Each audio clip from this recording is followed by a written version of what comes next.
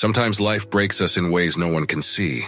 You smile in front of people, but deep inside something feels empty. You tell yourself you're fine, yet your heart feels heavier each day. It's not always about losing someone sometimes. It's about losing a part of yourself. But what if healing doesn't come from forgetting the pain? What if it begins the moment you understand it?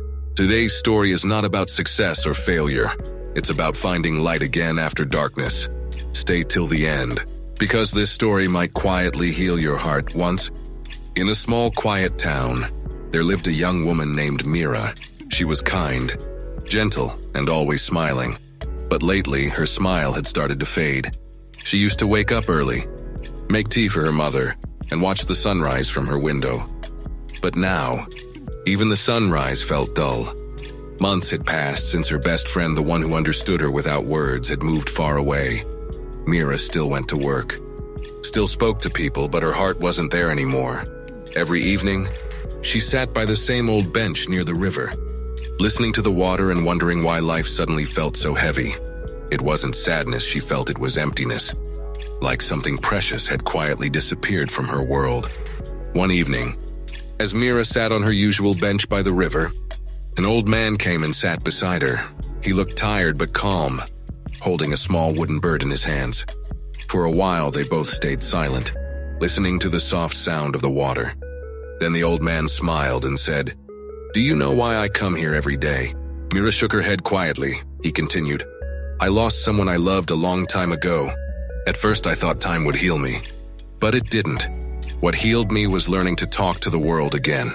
Mira looked at him, confused. He smiled and pointed at the river. "The world still speaks, my dear, but we only hear it when we stop asking why and start saying thank you."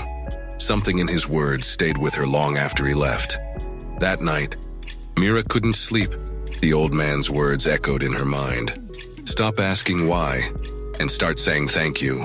She thought about all the things she had lost, but for the first time, she also remembered what she still had. Her mother's soft voice calling her name, the smell of rain on the ground, the river that kept flowing. No matter how many seasons passed, the next morning, she went back to the river. She sat quietly and whispered, "Thank you," to the water, to the trees, to the world. It felt strange at first, but slowly, her chest felt lighter, as if her heart had been waiting to breathe again. Days turned into weeks.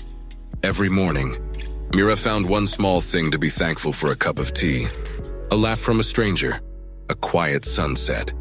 The pain didn't vanish, but it began to change. It softened. Healing, she realized, wasn't about erasing the wound. It was about learning to live gently with it. As weeks passed, Mira began to feel something she hadn't felt in a long time: peace. Not the loud kind that makes you forget your pain, but the quiet kind that helps you live with it. She started painting again, the way she used to when life felt lighter. Each color on the canvas carried a memory, and with every brushstroke she felt closer to herself. One day, while walking through the market, she saw a small wooden bird just like the one the old man had held. She smiled and bought it. When she placed it near her window, it reminded her that pain can teach us tenderness. Mira still missed her friend sometimes, but now her heart didn't ache the same way. It had space for new mornings, for laughter, for hope. She realized healing isn't about going back to who you were. It's about becoming someone gentler, wiser, and softer because of what you've lived through. Sometimes, we wait for time to heal us, but time alone cannot mend a broken heart. It's what we do with that time that changes us. Healing begins when we stop fighting the pain and start listening to what it's trying to teach. Mira's story reminds us that every person carries invisible scars, yet those scars are proof that we survived. They are not signs of weakness, but signs of strength. When we choose gratitude over anger, when we choose to see beauty even in loss, we begin to heal. So if your heart feels heavy tonight, don't rush to fix it.